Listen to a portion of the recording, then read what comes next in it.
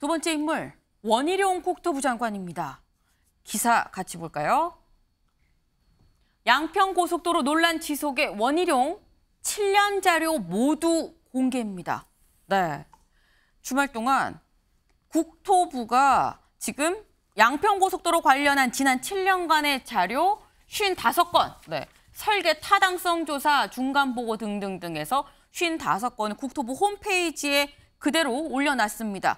어느 누구나 들어가서 다운을 받아서 좀 볼 수 있는 지금 그런 상황인 건데 7년 자료를 모두 공개했다라는 거. 이용호 의원님. 네. 이게 지금 일단 원희룡 장관 입장에선 카드를 좀 던졌다라고 좀 보여집니다. 근데 이 양평고속도로 논란이 이 자료 모두 공개한 걸로 인해서 논란이 좀 수렴이 될 것인지 논란이 더 커질 것인지 어떻게 보십니까, 방향? 전 지금부터 시작이라고 생각합니다. 이제 시작이다. 자료가 네. 다 공개됐기 때문에 네. 실제로 그 자료가 다 공개됐는지도 확인을 해야 되고요. 그리고 그 자료에 대한 검증이 있을 겁니다.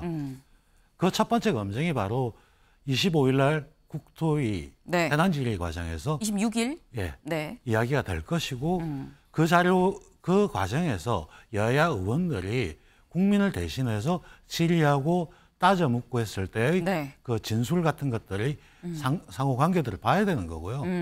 그런 것들이 이제부터 시작이고 네. 그 과정에서 여러 가지 의혹들이 더 추가된다면 네. 이거는 누가 봐야 되느냐. 저는 이건 반드시 국정조사로 가야 되는 것은 아니라 보입니다.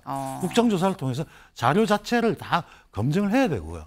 그 과정이 또한 국민들한테 모두 다 보여지고 과연 누가 정쟁을 하는 건지 누가 가짜뉴스를 퍼뜨리는 건지 어떤 게 진실인지 이걸 밝히는 과정이 시작되는 첫 번째 길이라고 생각합니다. 네, 김종혁 의원님. 네. 지금 말씀 이제 시작이다라고 하셨어요. 지금 이 55건이 다인지도 모르겠다라는 말씀을 하셨는데 어떻게 보십니까? 이 의원님이 그렇게 원하시는 것 같기는 한데 모르겠습니다. 저는 이제 네. 어쨌든 저 굉장히 이례적이잖아요. 그 말씀하신 대로 저 자료 다 공개하면 거기서 네. 또 온갖 꼬투리를 잡을 수 있을 거예요. 근데 그럼에도 불구하고 자료를 다 공개한 것은 나름 그 원희룡 장관이 자신감을 표시한 것이라고 생각을 합니다. 그리고 국토위 이제 상임위 열려서 현안 질의 계속 할 텐데 네. 그 부분에 대해서 자 자료 여기 다 있으니까 질문하실 분들 다 보시고 네. 거기에 대해서 문제가 있는 거는 제가 답해드리겠습니다.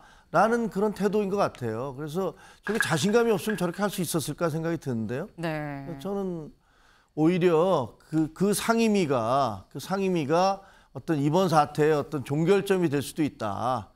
만약에 야당 의원들이 그 원희룡 장관과의 공방에서 논리 공방에서 네. 국민들이 다 지켜보고 있는데 저거 별로 설득이 의문 제기가 별로 납득이 안 되네. 이렇게 되면 더 이상의 뭐 괴담을 유포할 수는 없는 거 아니겠습니까? 네. 기대됩니다. 26일인가요? 네. 상임위가 어떻게 전개될지 기대됩니다. 네.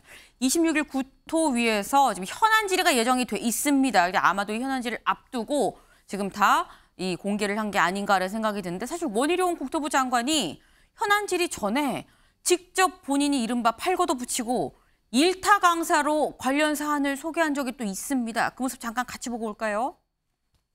민주당의 공세에 의해 가지고 자 노선을 바꾼다. 그동안에 김건희 특혜를 주려고 하다가 민주당이 공격하니까 포기한 걸로 기정사실화할 거 아닙니까? 민주당의 정치 공세를 깨끗이 국민들이 심판한 위에서 하더라도 하자. 이게 저의 입장입니다. 이렇게 중단되는 사태가 와서 저도 너무나 미안합니다. 양평 국민들을 위한 최선의 고속도로가 놓여질 수 없다고 한다면 최선의 고속도로를 놓기 위해서 3년 반만 기다리시면 되는 거죠. 그때는 더 이상 김건희 시비 안 걸 거 아닙니까? 그때 가서 주민들의 의사가 담긴 고속도로를 만들면 되지 않겠습니까? 이 양평 고속도로가 나가려고 하는 여기에다가 무더기로 지금 쏟아져 있는 거짓 선동의 오염 덩어리를 치워야만 이 길이 갑니다. 네, 주원규 의원님. 네. 지금 보신 것처럼 일타 강사처럼 이렇게 막 팔 걷어붙이고 막 그렇게 설명을 막 하는 것도 있었고요. 지금 아예 7년치 자료를 다 공개를 했습니다.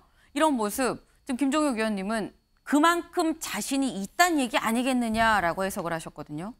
근데 저는 지금 일타 강사하시는 거는 부적절하다고 봐요. 지금 때가 아니라고 봅니다. 먼저 백지화 선언이라는 그 황당한 정치적 제스처에 대해서 최소한 유감 표명이라도 하시고 자세를 낮추신 다음에 자료를 공개하고 거기에 대해서 소명이 솟아나겠다라고 말씀을 하셔야 되는 거고요. 네. 지금 자료가 공개가 됐고 저도 열람을 해봤는데 네. 사실은 따질 만한 부분들이 상당히 많습니다. 거기에 대해 여기에서 뭐 다 말씀드릴 수는 없겠지만은 네. 그런 부분들을 질의하고 하게 될 경우에는 저는 이용훈 의원님 말씀처럼 국정조사의 필요성까지도 나오게 될 경우라서요. 네. 저는 역지사지로 반대로 대통령실에서 이런 어떤 입장에 대해서 더 명확하게 오히려 더 명확하게 소명하는 시간들을 국정조사를 통해서라도 열어줬으면 오히려 의혹을 일소하는데 앞장서는 게 더 좋을 거라고 생각하고요. 네. 먼저 유감 표명 먼저 하셨으면 좋겠습니다. 원희룡 장관은.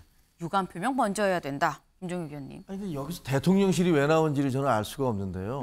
예를 들면 의문을 제기하면 그것이 사실이 아니어도 무조건 해명을 해야 되는 건가요?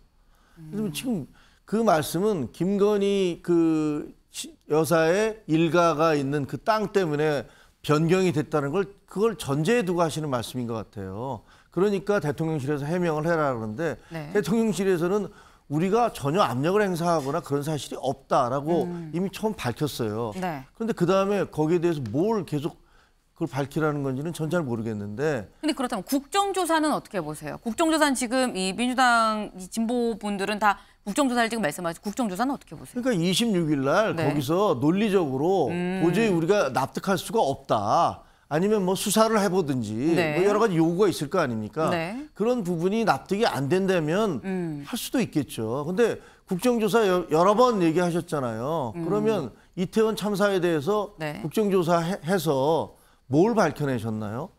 검찰에서 수사한 거, 경찰에서 수사한 거에서 그거보다 단 하나라도 더 나온 게 있습니까? 아무것도 없습니다. 저도 기자 생활하면서 수없이 많은 국정조사를 봤는데 죄송하지만 우리나라 국정조사 시스템 달라져야 되거든요. 정치인들이 그냥 면피하기 위해서 사람들 불러놓고 호통치기 위한 그런 국정조사 정말 그만둬야 됩니다. 그리고 정치적으로 그것을 논쟁화하고 쟁점화하기 위해서 하는 국정조사들 지금까지 숱하게 해왔습니다. 네. 지금 굉장히 좀 입장이 여야 갈리고 있는 그런 상황입니다. 그래서 더더욱 26일 있을 국토위 현안 질의가 좀 주목이 됩니다. 네. 내일까지 비가 더 옵니다. 네, 내일까지 최대 200mm 폭우가 더 온다고 하는데요. 심지어 그 뒤에 태풍 독수리도 방향이 한반도로 갈지 어디로 갈지 아직 모르는 상황이라고 하니까 긴장을 늦춰서는 안 되겠습니다. 저희가 준비한 소식 여기까지입니다. 오늘도 좋은 하루 보내세요.